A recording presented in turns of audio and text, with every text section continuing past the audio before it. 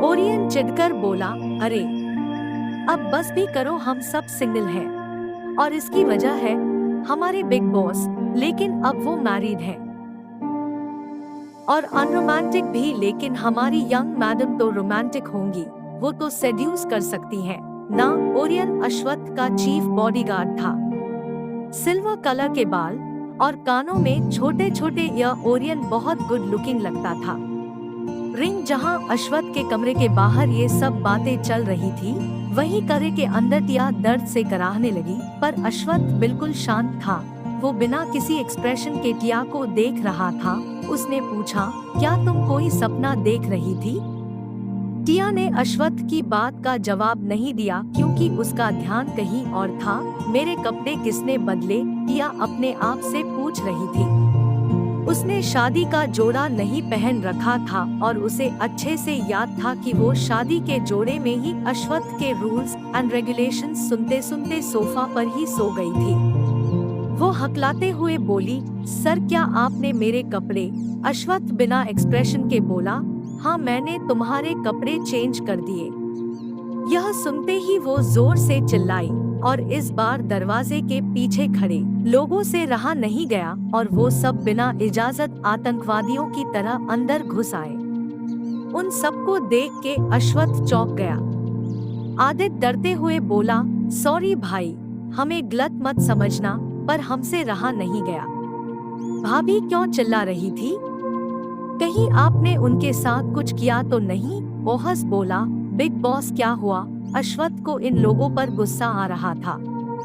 Orion ने टिया को देखा और बोला, अरे हम लोग गलत टाइम पर आ गए, चलो चलो।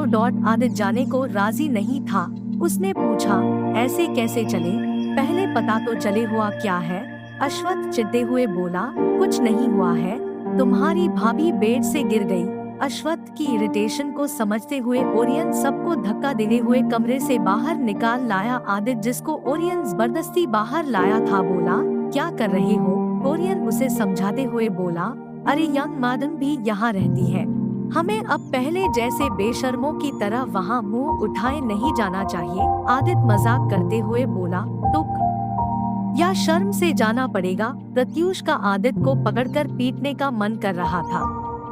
हमेशा से आदित्य के दिमाग की वायरिंग अलग ही थी, वो हमेशा से अलग ही सोचता था। प्रत्यूष ने खुद को शांत किया और बोला, अरे मेरे भाई, तेरा भाई अब शादीशुदा है, उसकी एक खूबसूरत बीवी है, उनके पर्सनल अलोन टाइम में हम उन्हें डिस्टर्ब नहीं कर सकते ना। पर मेरा भाई तो अनरोमांटिक है। ये कहकर प्रत्यूष की बात को आदित्य ने काट दिया।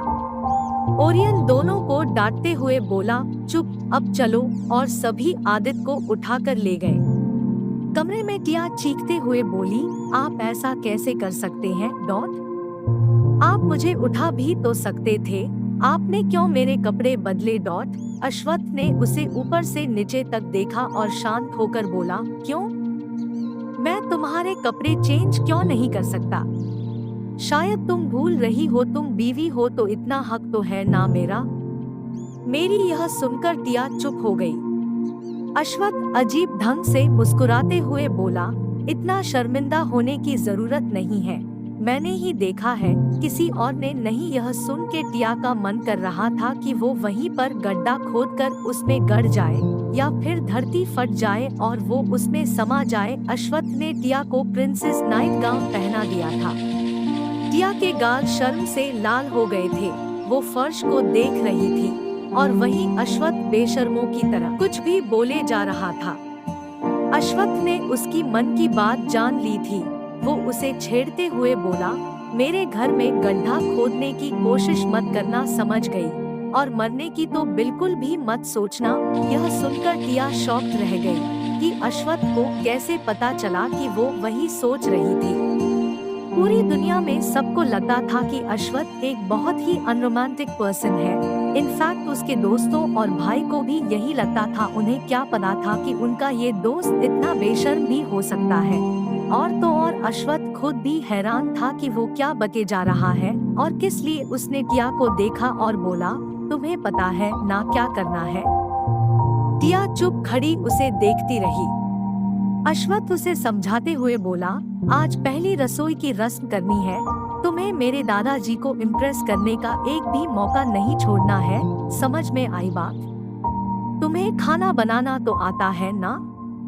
यह सुनकर टिया बोली, जी तो अब जाओ जाकर नहा लो, और हाँ बाहर मेरे पागल दोस्तों की फौज है, अगर वो लोग कुछ भी उल्टा पूछते हैं तो जवाब मत देना, वो लोग बड़े बदतमीज लोग हैं।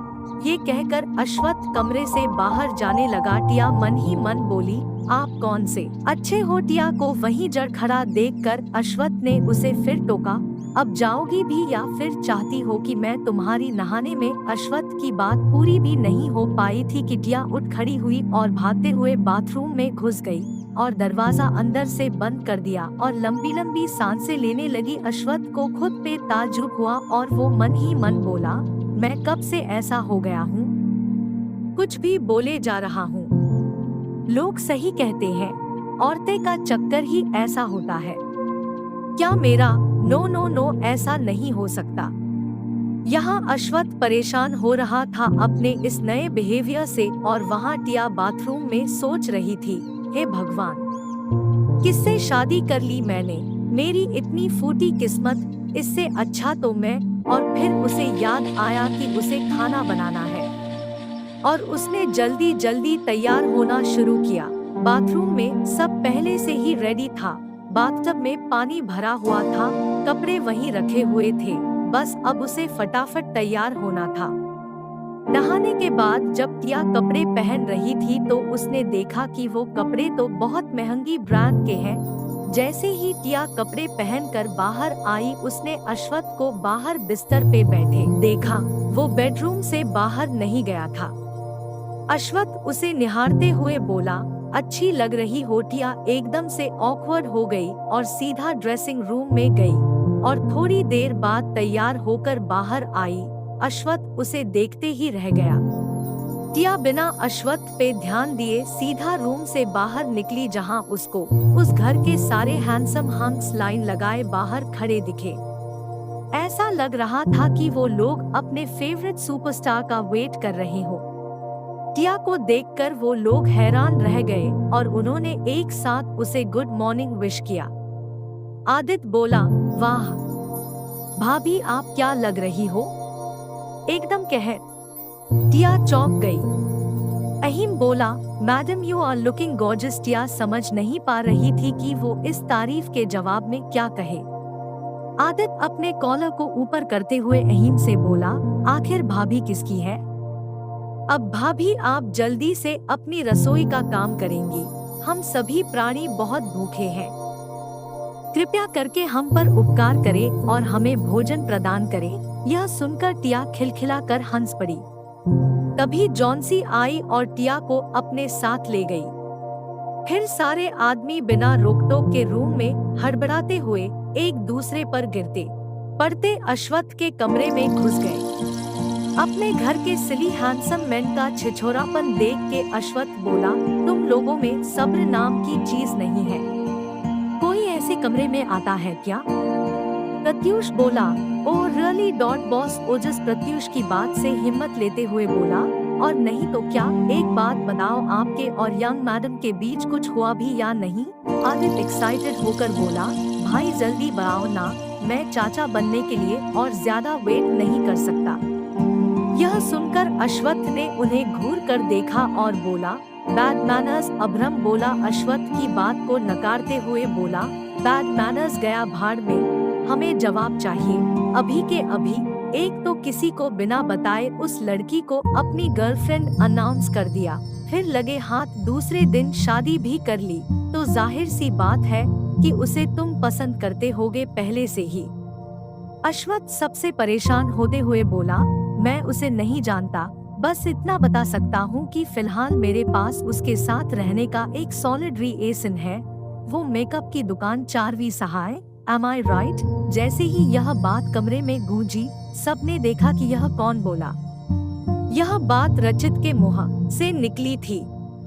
अश्वत्थ ने गुस्से से घूर के रचित को देखा। प्रत्यूष एकदम चिढ़ गया और नाराज होते हुए बोला, क्या सुबह सुबह किसका नाम ले लिया? अब मेरा पूरा दिन खराब जाएगा। वैसे ही उसकी शक्ल देखकर मुझे बहुत बुरा फील होता है। उस चालबाज औरत का जिक्र मत किया करो यार। आदित्य कंफ्यूज था। उसने अश्वत्थ से पूछा, तो क्या चारवी सहाय से पीछा छुड़ाने के बाद आप मेरी इतनी प्यारी और छोटी सी भाभी को छोड़ देंगे? अश्वत्थ ने गुस्से से बोला, ऐसा किसने कहा कि मैं उसे छोड़ने वाला हूँ? मैं किसी का हाथ पकड़ने के बाद कभी नहीं छोड़ता, यह सबको पता है। ओरियन ने अश्वत्थ से पूछा, वैसे आपको नहीं लगता कि यंग मादाम बच्ची जैसी दिखती है? ओरियन की बात को सपोर्ट करते हुए ओजस बोला, हाँ उसकी एज पता कर लेना यार, क्या पता 18 से 19 की निकली तो वो 23 साल की है। अश्वत्थ ने चिल्ला के कहा। ओरियन बोला, गुस्सा क्यों हो रहे हो? मैं तो बस पूछ रहा था। वो 23 की, तुम 33 के। वाह क्या बात है, इतनी छोटी लड़की। अश्वत्थ इस बात से बिल्कुल ही चिढ़ गया और बोला, क्यों खुश नहीं हो तुम लोग? तुम लोगों को सिंगल नहीं रहना पड़ेगा। प्रत्यूष हंसते हुए बोला, भाई हम तो तुम्हारे बच्चे देखने के बाद ही शादी करेंगे। अश्वत्थ अपनी इस फौज से परेशान हो चुका था। उसने मन ही मन सोच कि उसने ऐसे कौन से अच्छे काम किए हैं जो उसे ऐसे दबंग बागड़ बिल्ले मिले हैं। रचित फिर अपने शरारती अंदाज में बोला, बताइए न बॉस, और दांत दिखाए हुए हंसने लगे। अश्वत्थ उसे डांटते हुए बोला, बत्तीसी दिखाना बंद करो, वो अभी बहुत छोटी है और अभी तक उसका ग्रेजुएशन भी कंप्लीट नहीं हुआ है। इस समय ये सारी बातें करना सही नहीं है। अहीम को अश्वत्थ की बात समझ आई और वो बोला, बात तो सही है, पर यंग मैडम का नाम क्या है? इस सवाल के जवाब के लिए सब अश्वत्थ को देखने लगे। यह सुनकर अश्वत्थ ने एक फाइल दी जिसमें टिया के बारे में सारी इन्फॉर्मेशन थी। अहीम ने फाइल खोली और उसे पढ़ने लगा। टिया आनंद अग्रवाल। ओजस ने पूछा, और आगे? और इससे पहले कि अहीम आगे पढ़े, ओजस ने उससे फाइल ले ली और खुद पढ़ने लगा। नाम टिया आनंद अग्रवाल, पिता हृदय अग्रवाल, माँ उज्जवल आनंद। क्या? अहीम जोर से चिल्लाया और उसने हैरान होते हुए पूछा, माँ का नाम उज्जवल आनंद? ओ माय गॉड, उज्जवल आनंद। यह सुनकर ओरियन बोला, उज्जवल आनंद? ओ नो, मतलब यंग मैडम फेमस आर्टिस्ट उज्जवल आनंद की बेटी है। पता है, मेरे डैड उनके बहुत बड़े फैन थे। वो जो भी पेंटिंग बनाती थी ना, ऐसा लगता था कि वो अभी जी उठेगा। मेरे डैड तो उनकी हर पेंटिंग खरीदते थे, पर बहुत सालों पहले जब वो वर्ल्ड फेमस आर्टिस्ट बनने ही वाली थी, तब अचानक वो गायब हो गई। आदित्य, जो अब बहुत एक्साइटेड था, वो बोला, हमारे पास भी उनकी बहुत सारी पेंटिंग्स हैं, मॉम ने खरीदी थी। सबकी बात को ध्यान से सुनता हुआ अश्वत्थ बोला, उज्जवल आनंद अब इस दुनिया में नहीं है। यह सुनकर सब शॉक्ड रह गए। अहीम फाइल को आगे पढ़ता रहा और हैरान होते हुए बोला, यंग मैडम की सौतेली माँ और सौतेली बहन भी है। ये क्या चक्कर है? और यह हृदय अग्रवाल तो बड़ा कमीना निकला, शादीशुदा होते हुए भी मिस आनंद के साथ चक्कर चलाया। बेचारी ने अपना करियर छोड़ दिया उनके लिए। ओ माय गॉड, प्यार लोगों से क्या क्या करवाता है।